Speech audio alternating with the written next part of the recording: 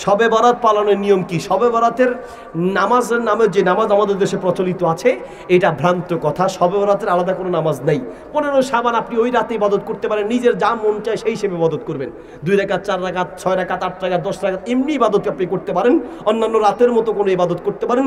শবে বরাতের নামাজের নামে আমাদের সমাজে যে বলা হয় 12 রাকাত নামাজ পড়তে হয়, প্রথম রাকাতে সূরা ফাতিহা, তার সাথে সূরা ইখলাস, ইন্না আনজালনা, এই যে পদ্ধতি এটা আল্লাহ রাসূল সাল্লাল্লাহু আলাইহি সাল্লামের শিখানো পদ্ধতি নয়, এটা মানুষের বানোয়াট তৈরি করা পদ্ধতি। আপনি যদি চান যে আপনার মৃত্যুর পরে বলা হবে বিসমিল্লাহি ওয়ালা বিল্লাহি রাসূলিল্লাহ, আল্লাহ রাসূলের উম্মত হিসেবে উঠতে চান, আপনার আমলের পদ্ধতি হবে কার তরিকায়?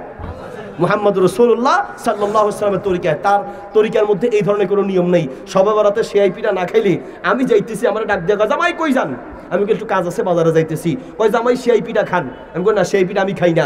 আপনি যদি সিআইপিটা না খান কিয়ামতের মাঠে ফেরেশতারা আপনারা ধরে কেচ্চা খাওয়াইবো। কেচ্চা ফেনী নোয়াখালীর ভাষা, কেচ্চা চিনেননি?